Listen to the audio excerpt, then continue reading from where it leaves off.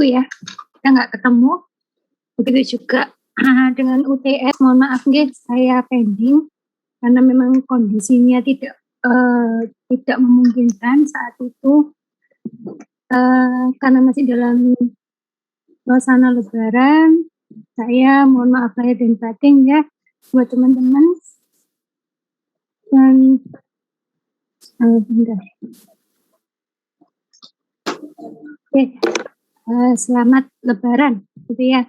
Oke, mohon maaf untuk kali ini kelasnya saya gabung.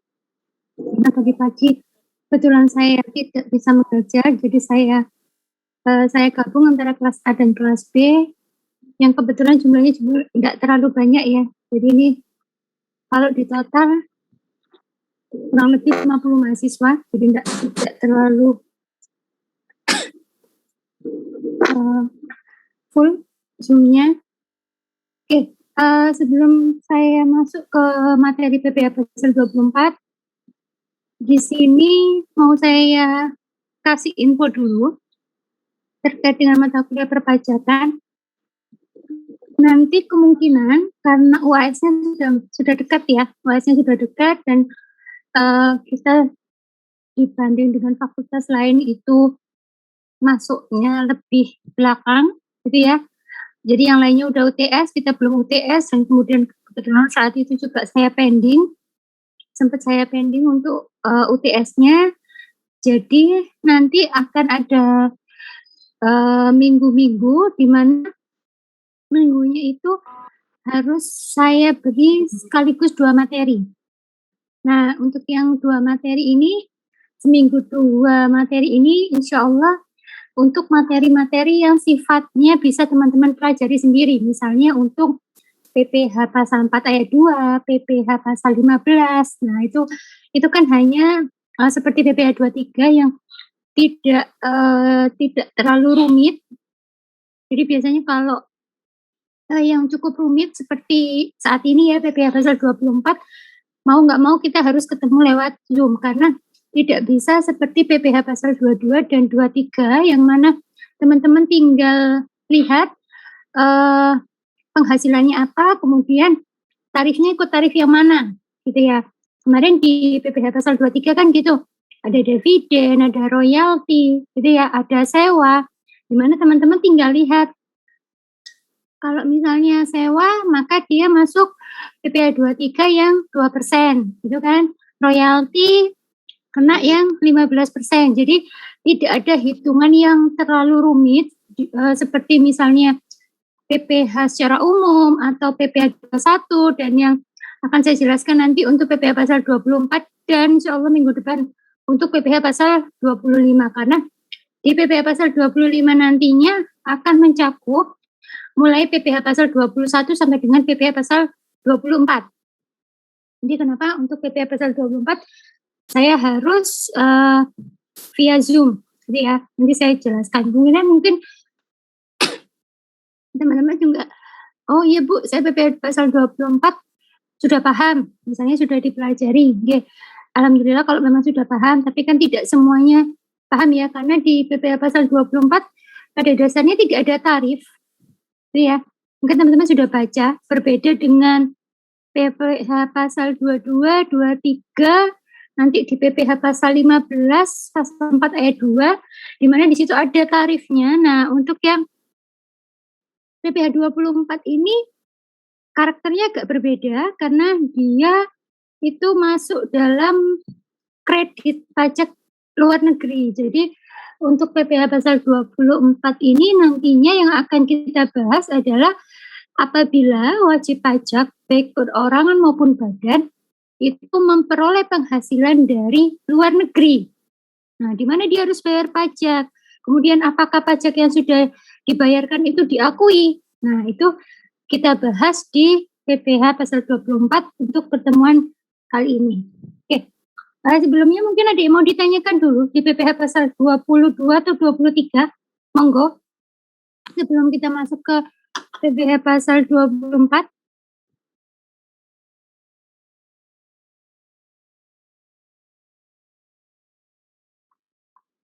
Nanti untuk pembahasan 22, 23 Saya share ya jawabannya, nanti saya kirim via grup.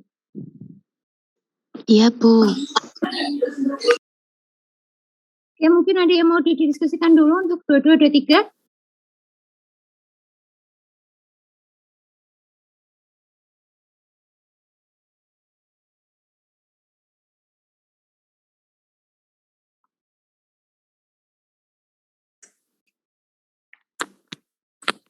Maaf ya kalau saya ngomongnya agak ngos-ngosan. Oke, kalau tidak ada pertanyaan, saya langsung masuk ke PPA pasal 24. Mungkin teman-teman juga sudah dibaca-baca ya, untuk slide dan modul, ya, modul yang sudah saya share di situ.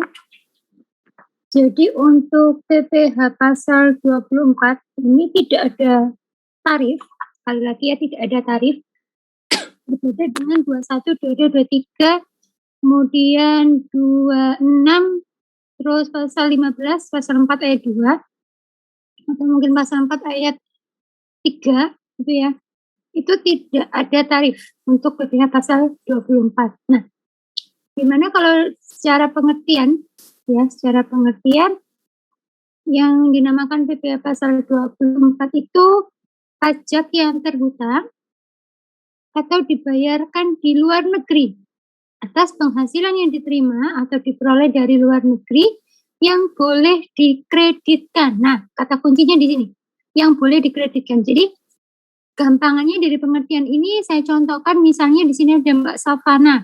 Ya. Mbak Savana kebetulan, Mbak Savana ini memperoleh penghasilan, gitu ya, tidak hanya dari Indonesia, tapi memperoleh penghasilan juga dari luar negeri. Misalnya, Mbak Savana punya aset, di mana asetnya itu ada di luar negeri, misalnya di Malaysia. Nah, di mana asetnya itu kemudian disewakan. Nah, pada saat aset tersebut memperoleh penghasilan, jadi menghasilkan suatu penghasilan dari aset tersebut, maka Mbak Savana diwajibkan untuk membayar pajak di negara tempat aset tersebut berada. Jadi kalau tadi contohnya Mbak Savana punya aset di Malaysia, maka Mbak Savana harus membayar penghasilan atas, ya, yang berasal dari Malaysia. Hanya yang berasal dari Malaysia. Nah, untuk 24-nya di mana, Bu? Nah, 24-nya itu yang boleh dikreditkan. Jadi di PPh pasal 24 mungkin pada saat teman-teman membahas mengenai hukum pajak internasional, ada istilah tax treaty P3B, ya, semoga masih ingat di semester kemarin. Nah, di situ adalah penghindaran pajak berganda. Maksudnya gimana? Jangan sampai gitu ya, Mbak Savana ini sudah dikenakan pajak di Malaysia, juga dikenakan pajak lagi di Indonesia atas penghasilan yang sama, maksud saya. Nah, 24 ini menjembatani. Jadi menjembatani penghasilan mana yang boleh dibayar di luar negeri atau wajib dibayar di luar negeri, dan apakah semuanya penghasilan itu boleh diakui di Indonesia. Jadi misalnya gini, Mbak Savana tadi dipotong pajak gitu ya, misalnya, Bu, atas penghasilan saya itu dipotong 5 juta di Malaysia. Ya, itu kewajiban saudara harus membayar pajak di Malaysia. Kenapa? Karena saudara memperoleh penghasilan dari Malaysia. Nah, pertanyaannya sekarang, Bu, apakah 5 juta yang sudah saya bayarkan itu diakui di Indonesia? Apakah mengurangi penghasilan saya nantinya? Nah, itu dijembatani dengan PPh pasal 24. Harapannya semuanya diakui. Yang 5 juta yang sudah Mbak Savana bayarkan itu tadi, harapannya kan diakui semua. Tapi, ada tapinya. Ada nanti di penghitungan pasal 24 yang namanya batas maksimum. batas maksimum pajak yang diakui yang telah dibayarkan di luar negeri. Oke, dari sini dulu ada gambaran atau masih bingung, Bu? Gimana? Monggo, sebelum saya lanjutkan. Bisa dipahami atau Bu masih bingung? Saya masih bingung, Bu. Oke, Mas Zainal masih bingung. Bingungnya dari yang mana, Mas Zainal? Dari awal atau gimana? Dari awal, Bu. Oke, dari awal. Baru masuk? Enggak, toh? Dari tadi perasaan. Jadi gini. Dari tadi. Oke, jadi prinsipnya di Indonesia, kita kembali lagi ya ke hukum pajak. Prinsipnya di Indonesia itu kan semua penghasilan kita itu harus dikenakan pajak. Itu prinsip utamanya. Ya. Oke, ya. Nah, sekarang itu kalau penghasilannya semuanya dari dalam negeri. Bagaimana dengan wajib pajak yang penghasilannya tidak dari satu negara? Tidak hanya dari Indonesia, mungkin ada beberapa wajib pajak yang dia memperoleh penghasilan itu bisa dari 5 negara, bahkan lebih. Apalagi kalau dia membuka cabang perusahaannya di mana-mana. Nah, maka dia akan dikenakan yang namanya PPh pasal 24. Dari sini dulu bisa dipahami, Mas Zainal? Bisa. Nah, oke. Nah, pertanyaannya sekarang, pada saat si wajib pajak memperoleh penghasilan, gitu ya, misalnya ada dari Malaysia, ada dari Singapura, gitu ya, ada dari Thailand, misalnya dia membuka perusahaan itu di negara ASEAN, misalnya. Nah, konsepnya, gitu ya, asas pemungutan pajak adalah asas sumber, di mana pada saat wajib pajak memperoleh penghasilan, gitu ya, maka yang berhak memungut adalah sumbernya. Berarti kalau kita sumber penghasilannya dari Malaysia, ya kita dipotong Malaysia. Pada saat kita dapat dari Thailand, ya dipotong Thailand, dan seterusnya. Sesuai dengan sumber penghasilan kita. Ya. Kan? Nah, kita kembali lagi ke konsep awal. Tadi kan saya jelaskan bahwa semuanya itu dikenakan pajak. Mau kita itu memperoleh penghasilan dari Indonesia, dari Thailand, Singapura, Malaysia, semuanya harus kita laporkan kan di Indonesia. Ya. Apa penghasilan kita? Mungkin teman-teman pernah dengar tax amnesty, ya? Ya. 2016-2017 itu sempat ada tax amnesty di mana semua penghasilan baik yang dari dalam dan luar negeri semuanya harus diakui, dilaporkan, gitu kan? Nah, untuk PPh pasal 24 menjembatani itu tadi. Jadi kalau misalnya, gitu ya, misalnya Mas Zeno tadi ya memperoleh penghasilan dari beberapa negara, di PPh pasal 24 itu konsepnya Mas Zeno pada saat memperoleh penghasilan dari luar negeri, ya harap dibayar di negara tersebut. Sumbernya dari mana? Dari Malaysia, ya silakan di Malaysia, biasanya dipotong sifatnya. Kemudian di Indonesia, Mas Zainal itu hanya perlu lapor. Lapor atas apa? Lapor atas seluruh penghasilannya. Berarti berapa asetnya Mas Zainal itu harus semuanya dilaporkan. Mau yang di dalam negeri, mau yang di luar negeri, itu semuanya harus dilaporkan. Ya. Nah, di situ kan ada konsep gini. Bu, kalau saya di luar negeri sudah bayar pajak, kemudian di dalam negeri saya juga harus lapor pajak, berarti saya kena pajak double dong. Saya berarti kena tax 30, saya kena yang P3B itu tadi. Nah, di 24 itu menjembatani itu tadi. Jadi jangan sampai kita kena pajak double. Jadi pajak yang sudah kita bayar di luar negeri diakui di Indonesia. Jadi penghasilannya misalnya dari Malaysia 10 juta. Dipotong pajak misalnya 20%, berarti kan 2 juta. Nah, 2 juta ini kan berarti kredit pajak yang sudah kita bayarkan di luar negeri, itu kan? Yeah. Nah, apakah ini semuanya diakui? Nah, itu jembatannya di PPh pasal 24. Ada yang diakui keseluruhan. Berapapun pajak yang diterima di luar negeri, maka semuanya diakui. Ada yang tidak. Nah, itu nanti dikenal dengan istilah batas maksimum. Nanti kita lihat di hitung-hitungannya. Jadi tidak semuanya itu bisa kita akui. Nah, atas tidak bisa semuanya itu tadi, nanti kita lihat di PPh pasal 24. Maka di sini disebutkan diperoleh dari luar negeri yang boleh dikreditkan terhadap PPh terhutang atas seluruh penghasilan WP dalam negeri. Jadi setiap tahun kita itu kan wajib melaporkan semua penghasilan kita, baik dari dalam maupun luar negeri, gitu kan? Tidak hanya penghasilan, aset pun seperti itu, gitu kan? Nah, di situ ada yang namanya kredit pajak. Kalau kredit pajak, kalau sudah kita bayar, maka itu akan mengurangi PPh terhutang kita. Konsepnya seperti itu. Bisa dipahami? Bisa, Bu. Nah, yang lainnya gimana? Ya, bisa, Bu. Oke.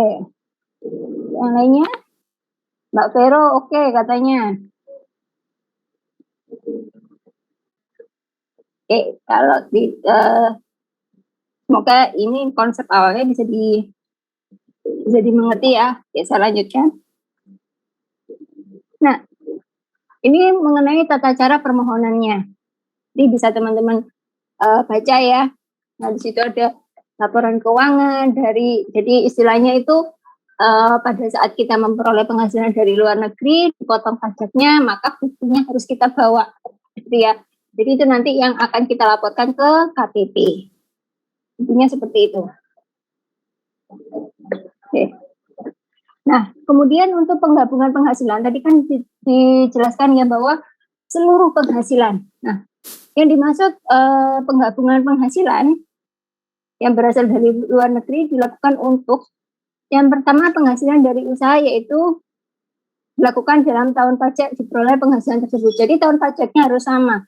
Jadi kalau kita lapor tahun 2020 ya maka untuk tahun 2020. Kemudian penghasilan lainnya yaitu dilakukan dalam tahun pajak.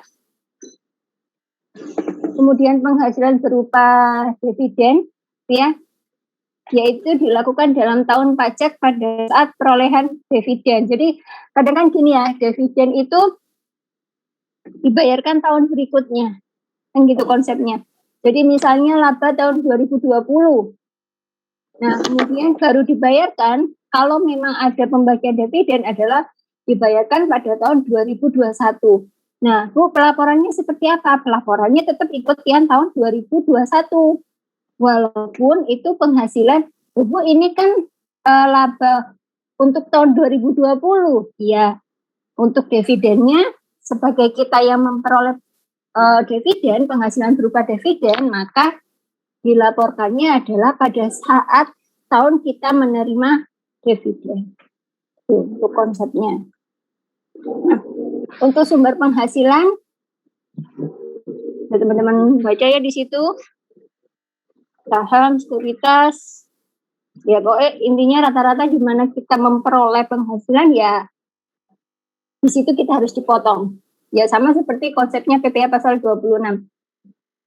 Orang warga negara asing gitu ya atau subjek pajak luar negeri yang mana mereka datang ke Indonesia memperoleh pekerjaan di Indonesia, maka pada saat itu harus dipotong penghasilannya. Jadi misalnya dia setiap bulan memperoleh penghasilan 20 juta, misalnya sebagai konsultan di suatu perusahaan, gitu ya, yang mana biasanya untuk konsultan asing itu pertama terkait dengan perusahaan yang baru berdiri atau terkait dengan misalnya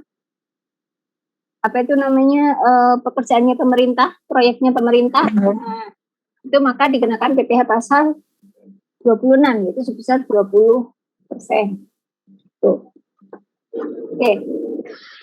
Nah, kemudian ada yang namanya penghitungan kredit pajak. Nah, ini yang nanti kita pelajari ya. Jumlah kredit pajak luar negeri yang diperbolehkan adalah yang pertama, pajak atas penghasilan yang terutang atau dibayar di luar negeri yang dapat dikreditkan terhadap total PPh terhutang. Oke, terhadap total PPh terhutang di Indonesia hanya pajak yang langsung dikenakan atas penghasilan yang diterima atau diperoleh wajib pajak dari luar negeri. Kemudian besarnya kredit pajak yang diperbolehkan adalah setinggi-tingginya sama dengan jumlah pajak yang dibayar atau terhutang di luar negeri, tetapi tidak boleh melebihi jumlah yang dihitung menurut perbandingan antara penghasilan dari luar negeri terhadap PKB. Jadi nanti apa Bu maksudnya? Nanti saya contohkan langsung dengan hitungan. Biasanya kalau baca seperti ini, apa ya Bu maksudnya? Gitu ya biasanya teman-teman. Nah, sini. Untuk penghitungannya, kredit pajak luar negeri yang diperbolehkan adalah nilai terendah di antara 3 penghitungan berikut ini. Yang pertama, total PPh terhutang penghasilan neto luar negeri adalah total penghasilan dalam dan luar negeri dikali total PPh terhutang. Kemudian yang kedua, PPh yang terhutang atau dibayar di luar negeri. Nah, di sini nanti kita lihat ada batas maksimumnya. Dengan catatan, total PKP adalah penghasilan dari dalam dan luar negeri. Jadi semua penghasilan kita total. Total PPh terhutang adalah tarif PPh pasal 17 dikali total PKP. Jadi kalau untuk perorangan, ya kalikan PPh pasal 17 yang 5%, 15, 25, dan 30%. Kalau untuk badan, dikalikan 25% atau sekarang 22%. Dalam menghitung PPh terhutang untuk badan harus diperhatikan nilai peredaran bruto. Nah, kemarin teman-teman sudah menghitung untuk PPh badan ya. Nanti dibuka kembali, di mana penghasilan yang terhutang ada dibayar di luar negeri adalah tarif pajak luar negeri dikali penghasilan luar negeri.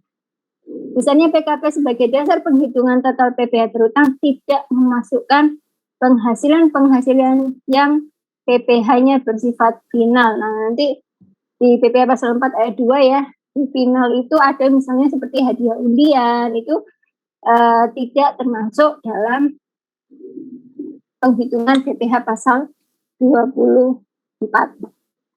Nah, itu nanti saya skip dulu untuk hitungannya, saya jelaskan dulu. Nah, untuk kerugian, intinya adalah kerugian dalam luar negeri diabaikan, kerugian dalam negeri dihitung. Jadi misalnya gini, kalau di luar negeri misalnya ada, tadi ya Mas Zainal, misalnya ada penghasilan dari Indonesia dan Malaysia, Singapura. Kemudian di Malaysia mengalami kerugian, maka yang dihitung adalah hanya Indonesia dan Singapura. Tapi berbeda kalau yang rugi di Indonesia, maka antara penghasilan Malaysia dan Singapura dijumlah, kemudian boleh dikurangi kerugian di dalam negeri. Bisa dipahami?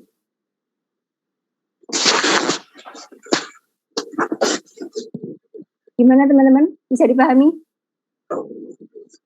Tadi yang rugi misal di Malaysia sama Singapura terus dikurangi ke dalam negeri. Kalau kerugiannya di luar negeri diabaikan, Mas. Oh iya. Jadi kalau misalnya di Singapura rugi, Malaysia untung, di Indonesia untung, maka yang dihitung hanya di Singapura dan Indonesia. Yang rugi diabaikan. Tapi kalau yang kerugiannya di Indonesia itu boleh dikurangkan. Masih bingung? Dikurangkan ke mana, Bu? Ya dari total penghasilan. Misalnya ya di Malaysia itu, bukan bisa. Oke. Di Malaysia itu misalnya ya labanya 10 juta. Oke, kemudian di Singapura itu ada laba misalnya sama-sama 10 juta. Nah, di Indonesia, rugi dia. Rugi 5 juta. Ya, maka total penghasilannya bukan 20 juta atau 25 juta. Karena di dalam negeri boleh diakui, maka totalnya adalah berapa? 15 juta. Bisa dipahami? Ya, Bu. Bisa. Nah, kalau Bisa, yang misalnya Bu. ini ya, oke. Misalnya di sini Malaysia. Nah, Malaysia misalnya rugi 10 juta. Oke, Singapurnya untung. Saya balik sekarang. Kemudian di Indonesia untung. Nah, maka totalnya hanya yang Singapura dan Indonesia, yaitu sebesar 15 juta. Ini diabaikan. Yang Malaysia diabaikan kalau rugi. Kenapa, Bu? Itu Dikurangi aja. ketentuannya perpajakannya seperti itu. Kalau kerugian di luar negeri memang tidak diakui. Ya, Bu. Paham. Oke, yang lainnya gimana? Ya, paham, Bu. Paham, Bu. Oke, Aman, insya Allah. aman ya. Oke. Oke, ini dari sisi kerugian ya. Nah, ini yang tadi saya bicarakan, batas maksimum. Batas maksimum adalah besarnya batas maksimum kredit pajak luar negeri dihitung untuk masing-masing negara. Jadi nanti pada saat teman-teman menghitung batas maksimum tidak boleh dijadikan satu. Misalnya tadi ya ada 2 negara, Bu, mau saya hitung tapi saya jadikan satu, nggak bisa. Ya namanya batas maksimum itu ya melihat masing-masing jumlah pajak yang dibayarkan di negara tersebut. Oke, saya pindah ke modul dulu.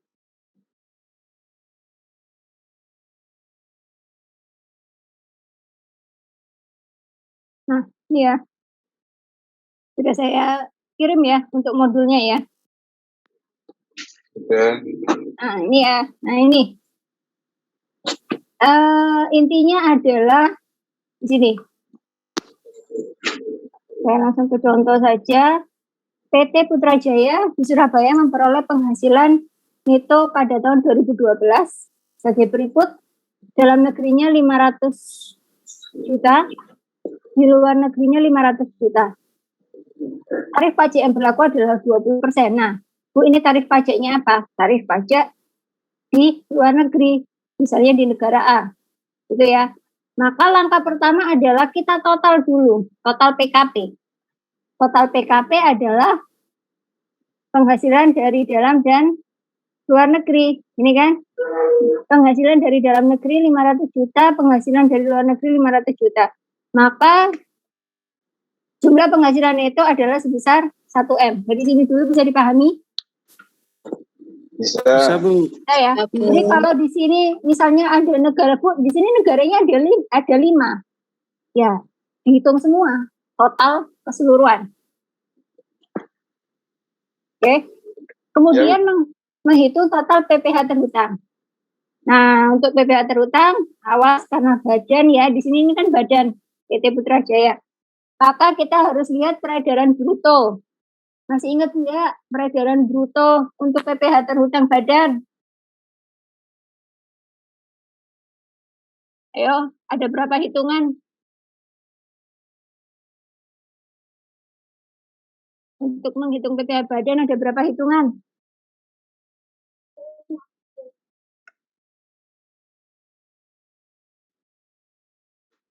Ayo, siapa yang masih ingat? Jangan dilupakan, ini lanjut.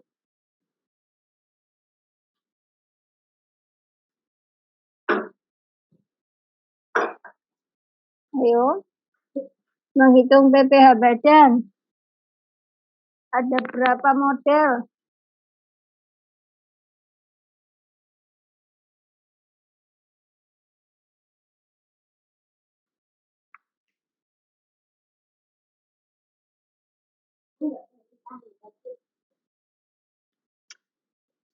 Ayo, siapa yang bisa jawab? Ada berapa model hitungan untuk PPh badan?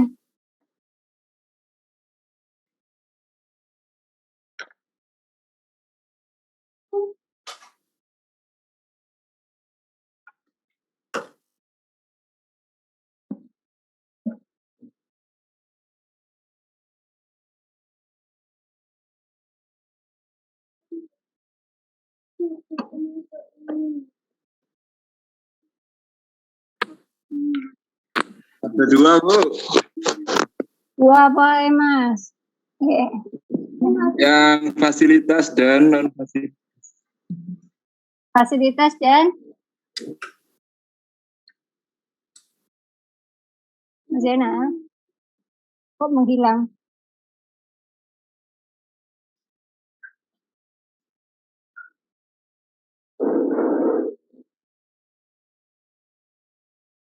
Yang fasilitas dan non fasilitas. Yang lainnya udah ketemu belum hitungannya?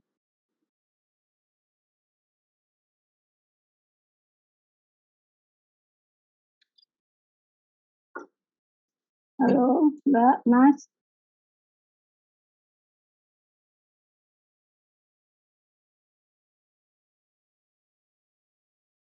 Mbak Vero, ketemu nggak hitungannya Mbak Vero?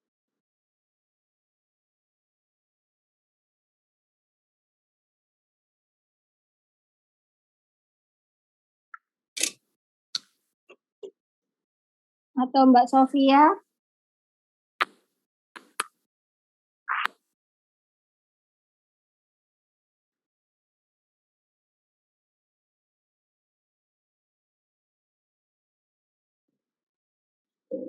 Kalau 12,5%. Iya, Bu. Ya, terus? Yang non fasilitas 25%. Oke, yang lainnya gimana? Udah ketemu belum hitungannya? Jadi kalau yang dapat fasilitas itu kalau di bawah 4,8 M. Kalau yang di atas 50 M itu dikenakan tarif tunggal. Kalau di antaranya maka menggunakan hitungan fasilitas dan non fasilitas. Sudah ketemu belum hitungannya? Ya, Bu.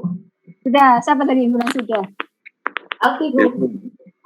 Oke, Mbak Alfi. Yang lainnya catatannya kemana?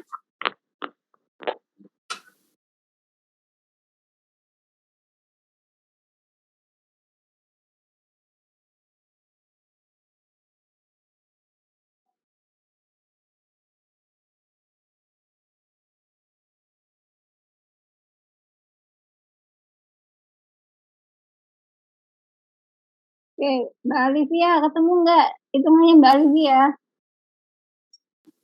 Oke, Bu, ketemu. Ketemu ya. Oke, jangan di itu ya, jangan di skip ya. Karena nanti masih dipakai terus hitungan itu ya.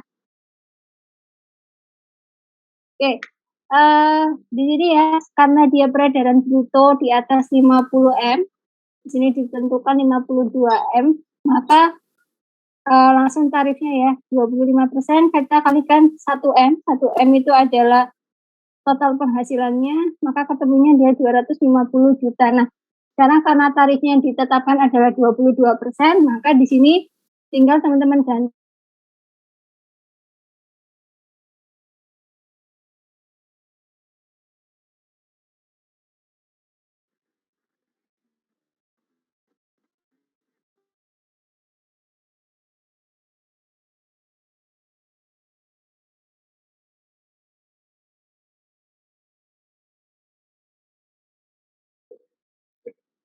Halo.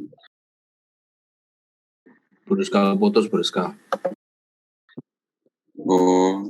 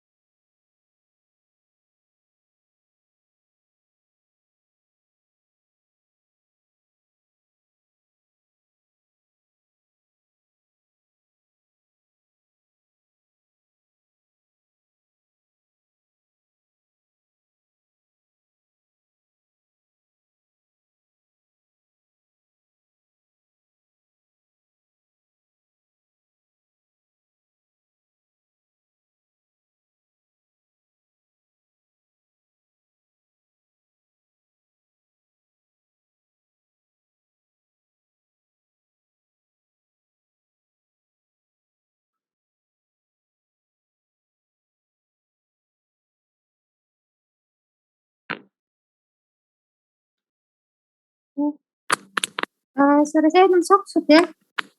Sudah, Bu. Oke, maaf ya. Apa kabel charge-nya nggak mau connect soalnya. Oke, saya lanjutkan ya. Sebentar.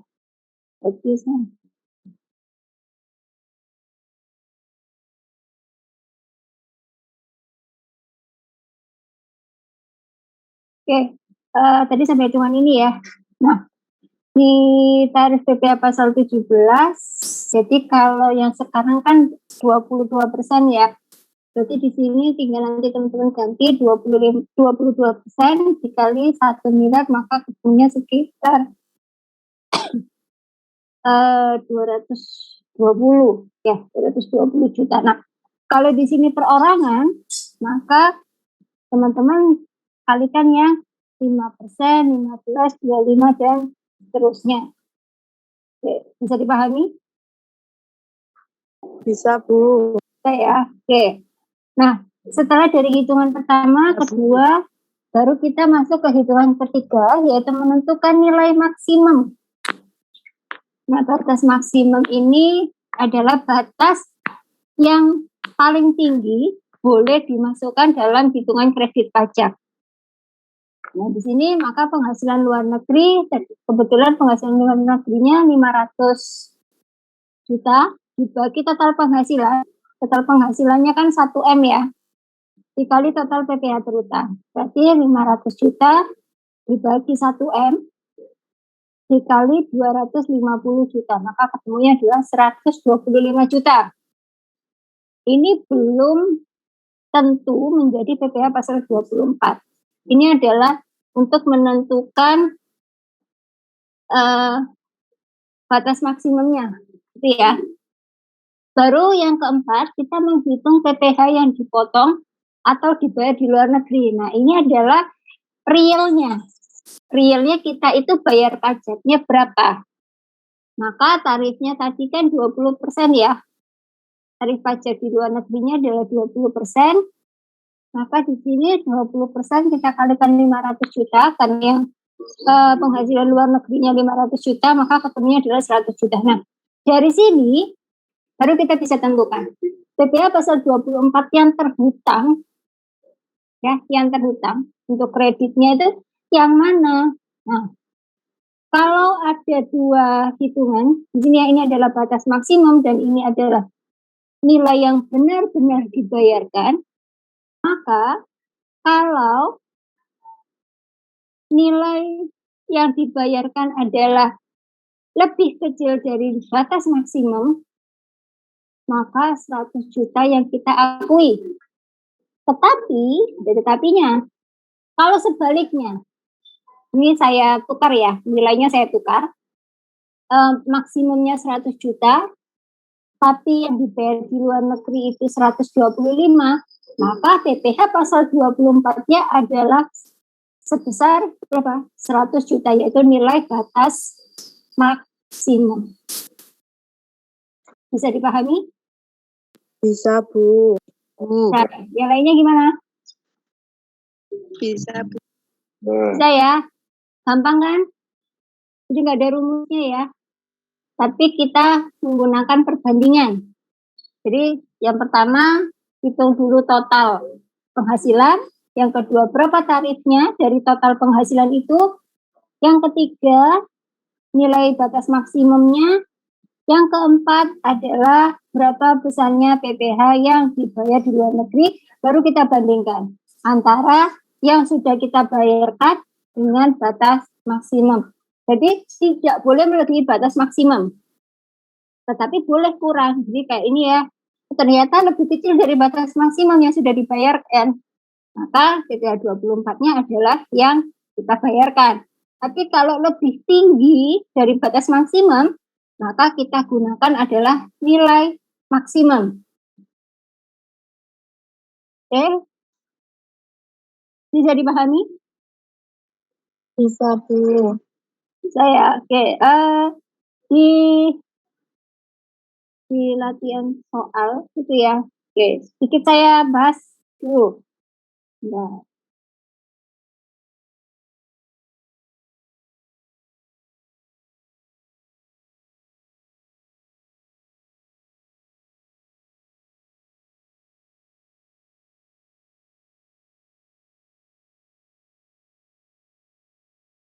Nah, di situ ada beberapa soal ya. Nanti bisa teman-teman kerjakan. Nah, yang harus diperhatikan tadi ya. Saya contohkan yang nomor 1.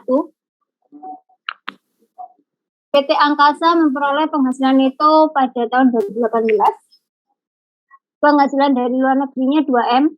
Tarif pajak yang berlaku di negara tersebut adalah 50%. Penghasilan usaha di Indonesia adalah 1M. Peredaran bruto ternyata 5M. Ya. Jadi kalau 5M nanti kita gunakan yang fasilitas dan non fasilitas ya. Oke, nanti kita gunakan. Nah, untuk tarifnya ini gunakan tarif yang terbaru saja. Gunakan ya 22%. Nantinya seperti itu. Oke. Nah, ini yang nomor 3, Tuan Reksa menikah anak 1. Memperoleh penghasilan dari dalam negeri dan luar negeri. Oke. Penghasilan dari dalam negerinya 100 juta, luar negerinya 70 juta. Nah, maka nanti semua ini adalah total penghasilan, tapi bukan PKP ya. Kenapa? Karena teman-teman harus mengurangi dengan PTKP. Bisa dipahami? Bisa, Bu. Bisa ya. Jadi nanti berapa total penghasilannya adalah 170 juta dikurangi dengan, itu bukan PKP. Oke? Dikurangi dengan apa? Ini menikah dan 1 anak. Berarti 63 juta. PKP-nya kan yang ditanya kan. Nah, itu nanti tinggal teman-teman hitung untuk perorangan. Kemudian untuk, nah ini ya ada beberapa negara. Maka hitungnya satu-satu ya. Untuk batas maksimum jangan dijadikan 1. Nanti nggak ketemu perbandingannya. Termasuk yang nomor 7, ini ada beberapa negara. Oke, ada pertanyaan dulu untuk PPA 24.